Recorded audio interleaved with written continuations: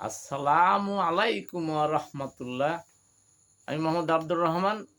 আমি আজ আমার 258 নম্বর উপদেশ ব্যাখ্যা করব। দ্রুত প্রশ্নের উত্তর লেখো, নইলে সময় ফুরিয়ে যাবে।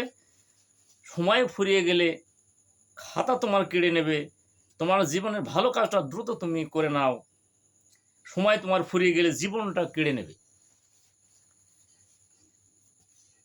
আসলে এই উপদেশটার ব্যাখ্যা হচ্ছে যে মানুষ যখন স্কুল কলেজে পরীক্ষা দিতে যায় তখন দেখা যায় সেই পরীক্ষার সময় 3 ঘন্টা, কিন্তু সেই পরীক্ষায় যদি সে পাশ করে হয়তো দুনিয়ায় একটা চাকরি পাবে বা হয়তো তার কিছু লাভ হবে, এই চিন্তায় সে সেই 3 ঘন্টা যে পরীক্ষা দেয় সে দ্রুত সে প্রশ্নের উত্তর দিতে চায়, চেষ্টা করে যে হয়তো সময় যদি 1 মিনিট লস করি বা সময় যদি চলে যায় তাহলে হয়তো আমি পরীক্ষায় ফেল করব।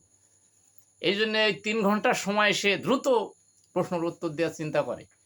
তো ঠিক মানুষের জীবনেও তার চিন্তা করা উচিত যে পৃথিবীতে সে যা করবে সেটাই তার কিয়ামতের দিন বা আল্লাহর কাছে কি কাজে লাগবে বা তার আখেরাতে কাজে লাগবে।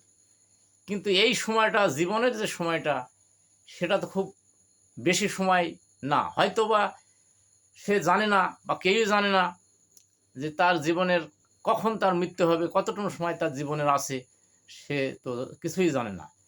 কিন্তু প্রতিটা মানুষ মনে করে যে আমি হয়তো দীর্ঘদিন জীবিত থাকব, এই জন্য তার আশা অনেক। কিন্তু তার ভাবা উচিত যে আমি খুব দ্রুত আমি ভালো কাজ করে যাই। এই পৃথিবীতে যে সময়টা আমি পেয়েছি, যে সময়টা আমার জন্য আল্লাহ নির্ধারিত করেছে, সেই সময়টা যাতে আমি দ্রুত কাজে লাগাতে পারি, বাজে কাজে ব্যয় না করি। অথচ মানুষ সকলেই অধিকাংশ সময় বাজে কাজে ব্যয় করে, টিভির সামনে বা অসার যে কোনো কথা বলে গল্প করে সময়টা ব্যয় করে।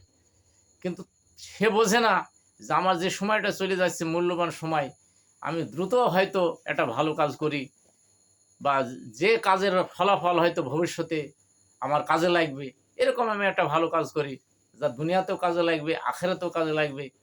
কিন্তু আমরা অধিকাংশই ক্ষেত্রে আমরা দেখি যে আমরা সেটাকে একদমই ভুলে যাই। মনে হয় যে এই সময়ের বা এই জীবনের হয়তো আর শেষ নাই, আমরা হয়তো চিরদিন বেঁচে থাকব।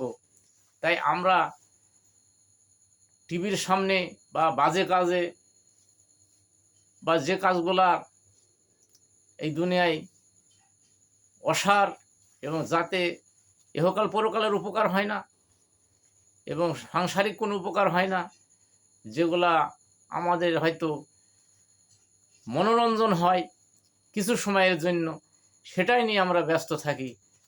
তাই আমরা মনে করি যে আমাদের এই জীবনের যে স্বল্প সময়টা আল্লাহ আমাদের দিয়েছে সেটা আমরা যাতে ভালো কাজে ব্যয় করতে পারি। এটাই হচ্ছে এই উপদেশের ব্যাখ্যা।